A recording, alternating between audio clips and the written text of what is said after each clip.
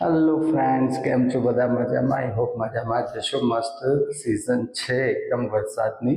સો આપણે basic concept clear કરીએ છીએ so that we can speak in English. જો આ નાના નાના વિડીયોઝ આપને ગમતા હોય તો આપ જરૂરથી જોજો, એને પ્રેક્ટિસ કરજો અને ફોરવર્ડ ફ્રેન્ડ્સમાં ને બધામાં જરૂરથી કરજો. ચલો વાતો નહીં કરીએ. આજે આપણે ધ કન્સેપ્ટ ઓફ ઓનરશિપ, જેને કહેવાય માલિકી.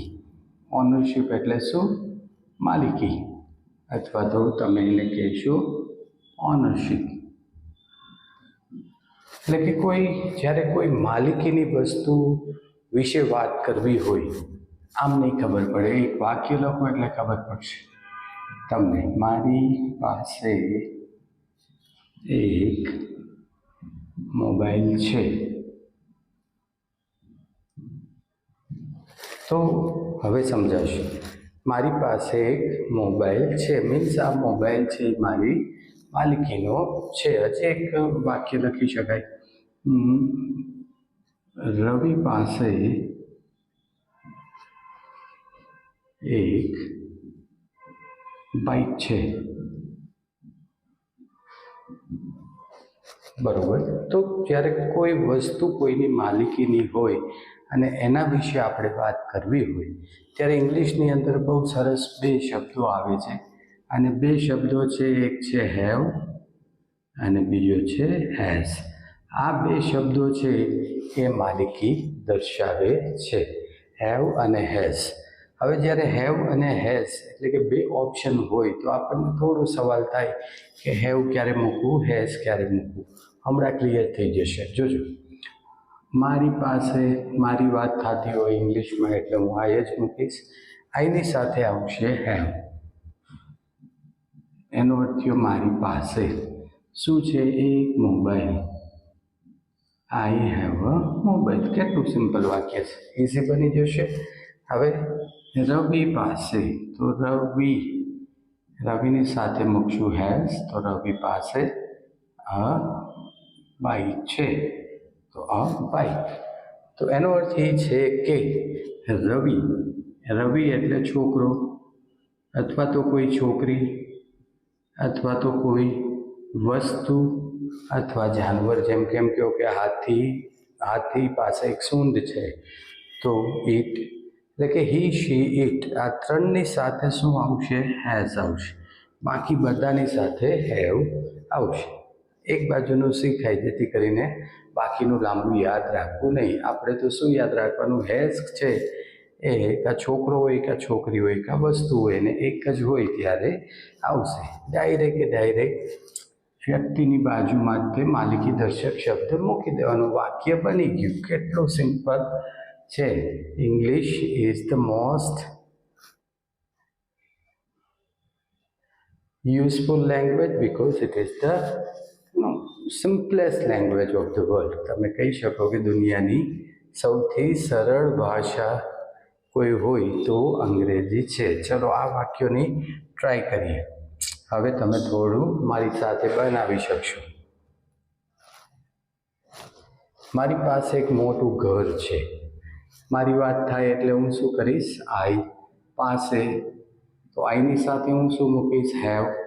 મોટું ઘર, મોટું એટલે બિગ હાઉસ અથવા તો હોમ.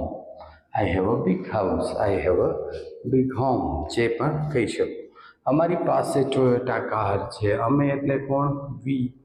વીની સાથે પણ આવશે હેવ. શું છે ભાઈ? તો કે ટોયોટા કાર.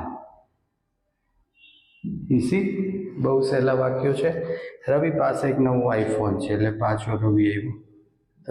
તો રવિ છોકરો છે તો આપણે શું મૂકશું?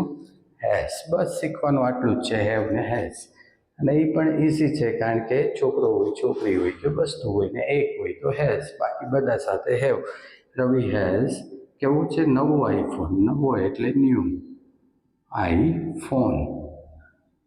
આઈફોન. હવે હેડ ક્યારે આવે? આપણને એક વિચાર આવે કે હેડ ક્યારે આવે? તો હેડ સિમ્પલ છે. મારી પાસે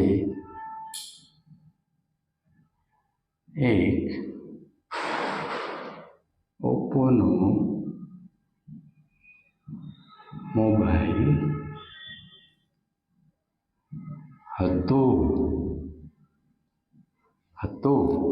એટલે કે જો ભૂતકાળ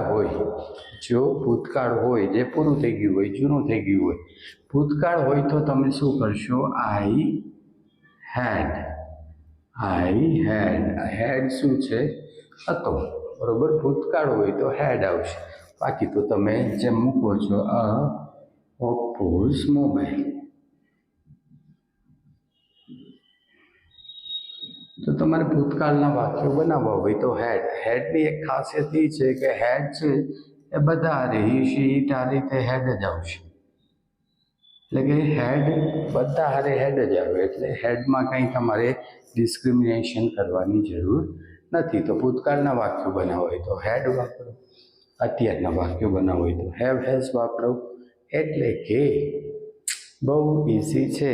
કોઈની માલિકીની કોઈ વસ્તુ છે એવું દર્શાવવું હોય તો હેઝ વાપરો. આઈ હોપ આની ખૂબ પ્રેક્ટિસ કરજો, કારણ કે ફરીથી કહું છું કે all the concepts are very simple.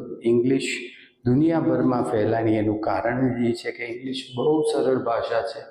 એક વખત કન્સેપ્ટ ક્લિયર થાય તો કન્સેપ્ટ તો 1-2 મિનિટમાં ક્લિયર થઈ જાય છે, પણ ત્યાર પછી એની જે પ્રેક્ટિસ છે એ પ્રેક્ટિસ જેટલી તમે વધારે કરશો એટલા તમે એની ઉપર કંટ્રોલ મેળવશો, માસ્ટર થતા જશો. થોડા વાક્યો તમે બનાવજો, પ્રેક્ટિસ કરજો અને ફરી મળીશું નવા વિડીયોમાં. Thank you.